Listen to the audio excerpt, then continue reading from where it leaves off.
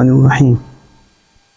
اعلیٰ حضرت امام اہل سنت مجدد دین و ملت الشاہ احمد رضا فاضل پیروی رحمہ اللہ تعالی، اللہ عز و جل ہر گھڑی ہر لمحہ ہماری سمجھ سے بڑھ کر، جو تعداد ہمارے ذہن سے ہے اس سے بھی بڑھ کر، آپ کے مرقد پر رحمتوں برکتوں کا نزول فرمائے۔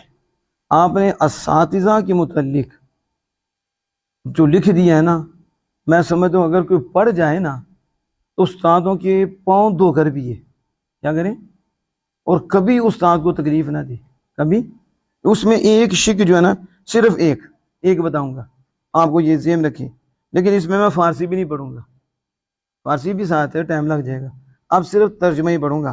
ششم دلیل دے رہے ہیں استاد کا جو شاگرد پہ حق ہے۔ آپ کہتے ہیں یہ اس طرح ہے جس طرح ایک غلام اپنے آقا سے بھاگ جائے۔ ایک ابھی باتوں نے لکھی ہے، طبرانی نے حضرت ابو امامہ رضی اللہ تعالیٰ سے روایت کیا کہ سید عالم صلی اللہ علیہ وسلم فرماتے ہیں، من علم عبدا آیتا من کتاب اللہ، من علم عبدا، جس نے علم عبدا کسی آدمی کو آیا، ایک آیا، من کتاب اللہ، اللہ کی کتاب سے سکھائی، کتنی؟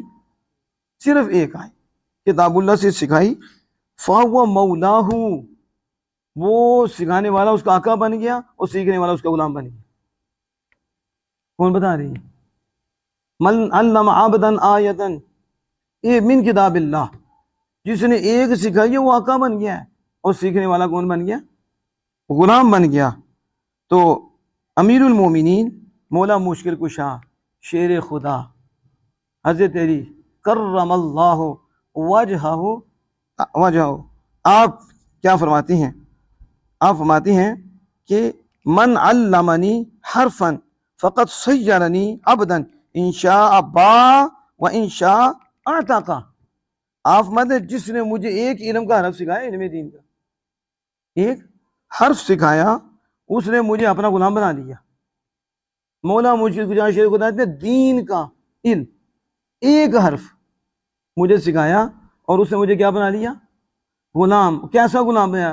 میں اگر چاہے تو وہ مجھے بیچ دے، اگر چاہے تو مجھے، کیونکہ غلام ہے اب، اگر چاہے تو مجھے بیچ دے، اور اگر چاہے مجھے آزاد کر دے، کیونکہ میں غلام ہو گیا ہوں۔ انہوں نے مجھے دین کا ایک حرف سکھا دیا، ایک حرف سکھایا۔ آگے دیکھیں، امام شمس الدین سخاوی حدیث کے امیر المومنین شعبہ بن حجاج رحمۃ اللہ سے روایت کرتے ہیں کہ انہوں نے فرمایا کہ جس سے میں نے 4 یا 5 حدیثیں لکھی، جس سے میں نے 4 یا 5 حدیثیں لکھی، میں اس کا تا حیات غلام ہوں۔ جن سے 4-5 حدیثیں میں نے لکھی، میں زندگی تک ان کا غلام ہوں۔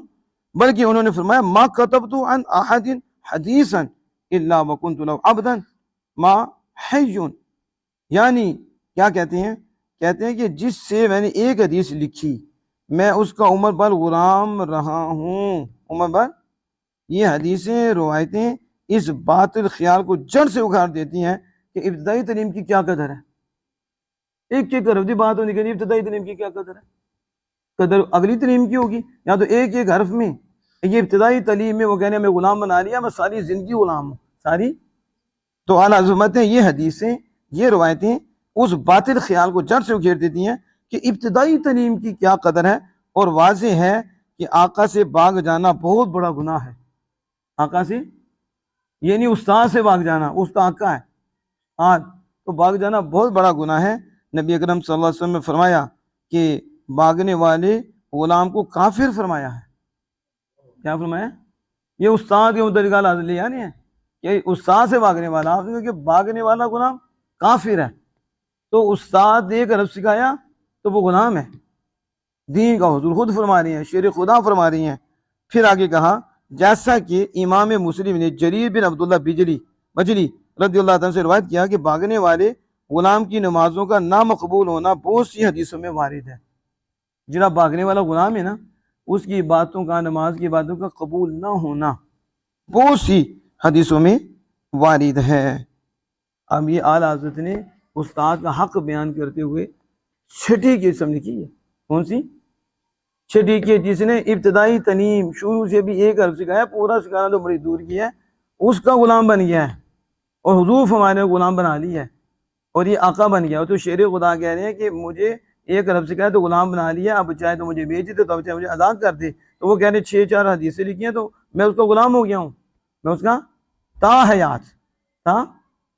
تو غلام جو بھاگتا ہے وہ بڑا گناہ ہے. تو آپ صلی اللہ علیہ وسلم نے بھاگنے والے غلام کو کافر کہا ہے. تو اس سے سمجھیں استاد کا کیا مقام ہے.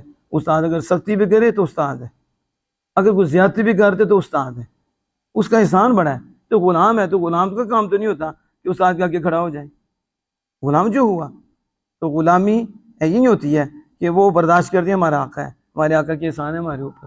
جیسے بچہ کہتا ہے میرے باپ ہے، اگر ڈانٹ بھی دیتے ہیں کہتے ہیں میرے باپ ہے، اگر وہ ماں کچھ کہہ رہتی ہے میری ماں ہے، احسان ہے انہوں نے دیکھو میرے احسان. اسی طرح استاد ہے تو پھر بھاگنے والا نقصان اٹھائے گا، کیا کرے گا. تو میں نے استاد کے والے سے ایک بیان کیا، انشاءاللہ تعالیٰ موقع ملا ہم ساری اس کی قسمیں جو اعلیٰ حضرت لکھی ہیں وہ بیان کریں گے. اللہ عز و جل ہمیں اساتذہ کرام جو صحیح سنی ہیں ان کا ادب احترام کرنے کی توفیق عطا فرمائے.